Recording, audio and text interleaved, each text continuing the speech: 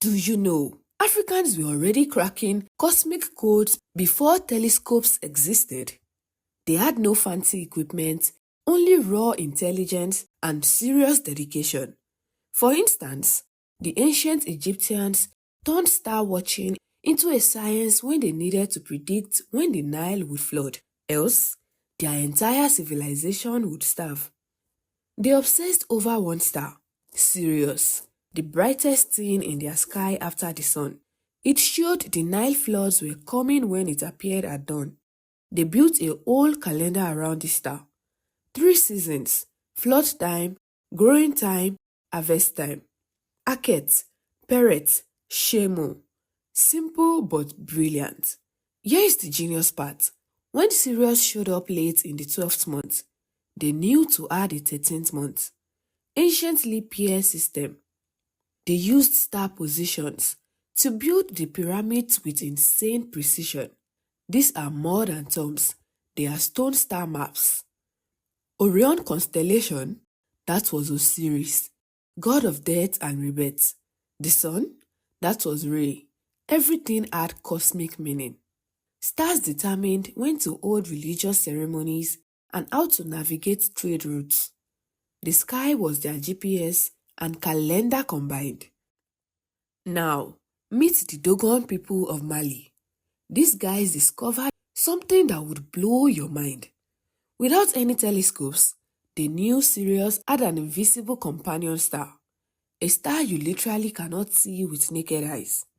They passed this knowledge through stories and songs for centuries. No books, no instruments, just pure oral tradition. When French anthropologists heard this in the 1930s, they thought it was folklore, until the Western telescopes proved the Dogon were right. How did the Dogon know this invisible star orbited Sirius every 50 years in an elliptical path? They even described it as small, incredibly heavy, and spinning on its axis. That's a perfect description of a white dwarf star. But wait, there is more. They knew Jupiter had 4 moons, Saturn had rings, and Earth orbited the Sun elliptically. They didn't just study stars, they celebrated them. The Sigui ceremony honors Sirius B's orbit every 60 years. The Dama ceremony for honoring dead ancestors was timed perfectly with celestial movements. Astronomy was their spiritual backbone. In Ethiopia, ancient astronomers created calendar systems so accurate they are still used today by the Orthodox Church. The Ge'ez calendar determines Easter and fasting periods. Using solar observations adjusted by lunar phases still works perfectly.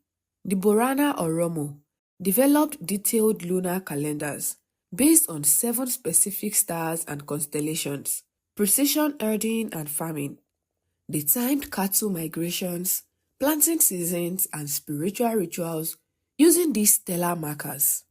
The sky was their instruction manual. In northern Kenya, 19 basalt pillars called Namaratunga pointed toward specific stars and constellations. It is the African Stonehenge. These stones are precisely aligned with stars important to Cushitic calendars. Ancient observatory in action. South Africa's Adam's calendar might be 75,000 years old. That makes it older than Stonehenge and the pyramids. Large circular stone arrangements tracking the sun's movement through shadows. Ancient solar calendar that predates everything. This wasn't abstract knowledge. Farmers watched stars for planting times.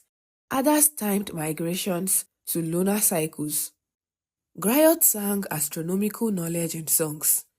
Elders recited star proverbs, leaving wisdom passed down through generations. Even spiritual ceremonies synced with cosmic rhythms. Daily life and cosmic understanding were completely intertwined. Today, African scientists are reclaiming this ancestral knowledge, proving it's valid science, not just folklore. Schools are teaching traditional star knowledge alongside modern astronomy. It's about dignity, identity, and scientific recognition. While Europe struggled through dark ages, Africa was producing sophisticated astronomical discoveries and star charts. Modern African astronomers combine ancient wisdom with cutting-edge technology. The legacy continues. From Egypt's pyramid alignments to Dogon cosmic knowledge to Ethiopian calendars, Africa was astronomy's powerhouse. Today's African space programs build on thousands of years of astronomical tradition, the continent that started it all. It's like the saying, I pointed out the stars to you, and all you saw was the tip of my finger. Africa always saw the bigger picture.